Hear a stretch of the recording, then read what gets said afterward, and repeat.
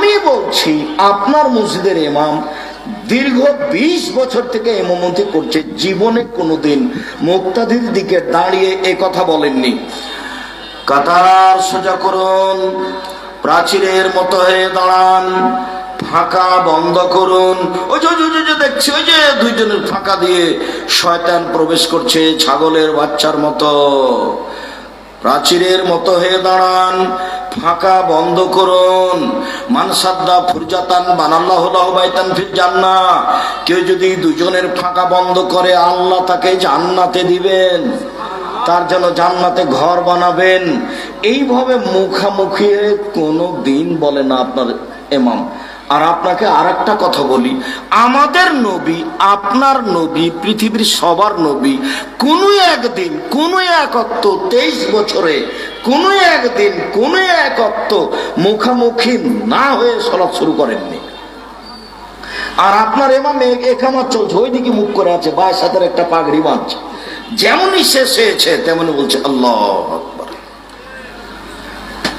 জীবনে কোনোদিন আল্লাহর নবী কোনো একদিন 23 বছর জীবনে মুখামুখি না হয়ে প্রাচীরের মতো দাঁড়াও এই কথা না বলে, ফাঁকা বন্ধ করো এই কথা না বলে কোনোদিন সালাত শুরু করেননি। আমার ভাষা কি বুঝতে পারছেন? কোনদিন যদি প্রমাণ করতে পারে কেউ একক তো আল্লাহর নবী না বলে সালাত শুরু করেছেন, আমি আব্দুর রাজ্জাক বিন ইউসুফ আর জিন্দেগিতে বক্তব্য দেব না। আজ থেকে শেষ, একবারে ঝিনাইদহ থেকে যা জাতির সামনে সালাম দিয়ে চলে যাবো, আর কোনোদিন মাঠে আসবো না। কোন একদিন শুরু করেছেন,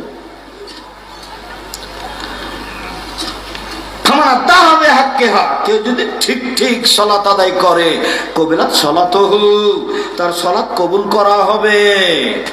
অকবিলাত সায়রা আমালিহি, সব ইবাদত কবুল হবে।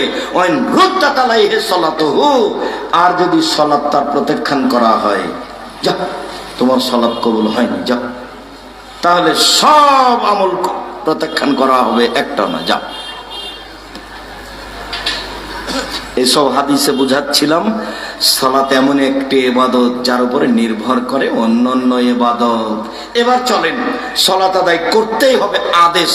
মহান আল্লাহ বলেন ফাকিমুস সালাহ ওয়া আতুজ যাকাত ওয়া তাসিমু বিল্লাহ, পৃথিবীর মানুষ সালাত আদায় করো, যাকাত প্রদান করো, আল্লাহকে শক্তভাবে ধরো। হুয়া মাওলাকুম, তিনি হচ্ছেন তোমাদের অভিভাবক। নিমাল মাওলা নিমান নাসির, তিনি হচ্ছেন উত্তম অভিভাবক, তিনি হচ্ছেন উত্তম সাহায্যকারী।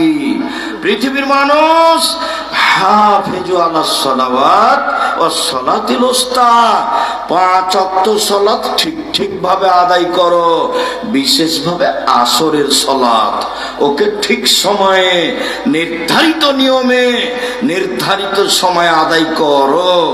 আমাদের দেশে আসরের সালাতকে একবারে সূর্য ডোবার সময় নিয়ে যায়। পৃথিবীর মানুষ 5 ওয়াক্ত সালাত ঠিক টাইমে ঠিক নিয়মে আদায় করো, বিশেষভাবে আসরের সালাত। মহান আল্লাহ বলেন ফাসাল্লি লিরাব্বিক ওয়ানহার, মুহাম্মদ সাল্লাল্লাহু আলাইহি সাল্লাম, আপনি আপনার প্রতিপালককে সন্তুষ্ট করার জন্য সালাত আদায় করুন, কুরবানি করুন। আদেশ, সালাত আদায় করতেই হবে, আল্লাহর আদেশ। ওযু করে সালাত আদায় করতে হয়, পানি নেই, তায়াম্মুম করে সালাত আদায় করতে হবে, মাটি নেই, বিনা ওযুতে বিনা তায়াম্মুমে সালাত আদায় করতে হবে, করতেই হবে। কেবলার দিকে মুখ করে সালাত আদায় করতে হয়, কেবলা বোঝা যায় না, এমনিতেই সালাত আদায় করতে হবে। শত্রু তাড়া দিয়েছে, দৌড়িয়ে চলে যাচ্ছেন, এভাবেই সালাত আদায় করবেন। শিকল ধরে আছেন, গাড়িতে মানুষ ঠেল মানে না, এইভাবেই সালাত আদায় করবেন। দাঁড়িয়ে সালাত আদায় করতে হয়, দাঁড়িয়ে থাকা যায় না, বসে সালাত আদায় করবেন, বসে থাকা যায় না, কেবলার দিকে পা করে শুয়ে সালাত আদায় করবেন। পরিষ্কার কাপড়ে সালাত আদায় করতে হয়, পরিষ্কার কাপড় নেই, যেই কাপড়ে পেশাব পায়খানা লেগে আছে সেই কাপড় পরেই সালাত আদায় করবেন। আল্লাহ নবী বলছেন যে কেউ যদি আল্লাহর ভয়ে কাঁদে তাহলে তার জাহান্নামে যাওয়া ওই রকমই অসম্ভব গাভীর বাঁট ওলান থেকে চাপ দিয়ে দুধ বের করে ভিতরে ঢোকানো যেমন অসম্ভব। এই ভাষাটা কি বুঝতে পারলেন? গাভীর বাঁটে চাপ দিয়ে দুধ বের করে ভিতরে ঢোকানো যাবে না। আল্লাহ রাসূল বলছেন গাভীর ওলান থেকে দুধ বের করে ভিতরে ঢোকানো যেমন অসম্ভব, আল্লাহর ভয়ে কাঁদে যে তার জাহান্নামে যাওয়া তেমনি অসম্ভব। মানে ও জান্নাতে যাবে কিন্তু নামাজ পড়েনি,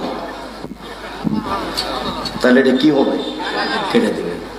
সালাত এমন একটা ইবাদত যার উপরে নির্ভর করে অন্যান্য ইবাদত। এদিকে দেখেন এবার বাস্তব হাদিস শোনাই।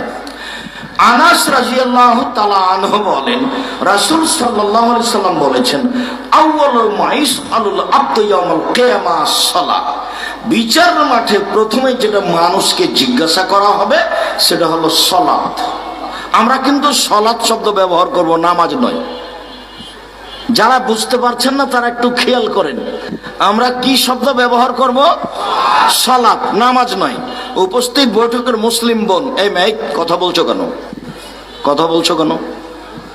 আপনাকে তো আমি নিষেধ করলাম যে আর একজন মহিলা যদি গায়ের উপর দিয়ে চলে যায় তো আপনি মুখ খুলবেন না। আপনি এখনো কথা বলছেন কোন শরমে? শোনেন, আমরা আজকে নামাজের আলোচনা করব কিন্তু শব্দ নামাজ ব্যবহার করব না। কি শব্দ ব্যবহার করব? সালাত। নামাজ শব্দ কোরআনেও নেই, হাদিসেও নেই। সালাত শব্দ কোরআনেও আছে, হাদিসেও আছে। রোজা শব্দ কোরআনেও নেই, হাদিসেও নেই। সিয়াম শব্দ কোরআনেও আছে, হাদিসেও আছে। জাহান্নাম শব্দ কোরআনেও আছে, হাদিসেও আছে। দোজখ শব্দ কোরআনেও নেই, হাদিসেও নেই। জান্নাত শব্দ কোরআনেও আছে, হাদিসেও আছে। বেহেশত শব্দ কোরআনেও নেই, হাদিসেও নেই। আল্লাহ শব্দ কোরআনেও আছে, হাদিসেও আছে। খোদা শব্দ কোরআনে নয়, হাদিসেও নেই। তো চলছে যে চাঁপাইনবাবগঞ্জের ভাষাতে গায়ের জোরে চলছে, যার কারণে আমরা এই শব্দ ব্যবহার করি না। তা আজকে আমরা নামাজ না বলে কি বলবো? সালাত। বিচারের মাঠে যদি সালাত আপনার টিকে যায় সব ইবাদতের নেকি পেয়ে যাবেন। আর যদি সালাতটা বাতিল হয়ে যায় তাহলে সব ইবাদত বাতিল। সালাত এমন একটি ইবাদত যার উপরে নির্ভর করে অন্যান্য ইবাদত। আনাস রাদিয়াল্লাহু তাআলা আনহু বলেন রাসূল সাল্লাল্লাহু আলাইহি সাল্লাম বলেছেন as-salatu salasatu aflasin, সালাত হলো 3 ভাগে বিভক্ত। আত-তাহুর সলসুন, ওযু হলো 3 ভাগের 1 ভাগ। আর রুকু সলসুন, রুকু হলো 3 ভাগের 1 ভাগ। আর সুজুদ সলসুন, সিজদা হলো 3 ভাগের 1 ভাগ। কথার কথা, 2 রাকাত সালাত আদায় করে 300 নেকি পাবো। তো ওযু ঠিক হয়নি তাহলে কত কাটা গেল? 100। রুকু ঠিক হয়নি 200, সিজদাও ঠিক হয়নি 300, মানে 1 নেকিও পাবো না। একটা কথার কথা, এই বিবরণ এক পর্যায়ে আবার আসছে, তখন আপনি দেখতে পাবেন যে 1 নেকিও পেল না। অবাক হতে হয়।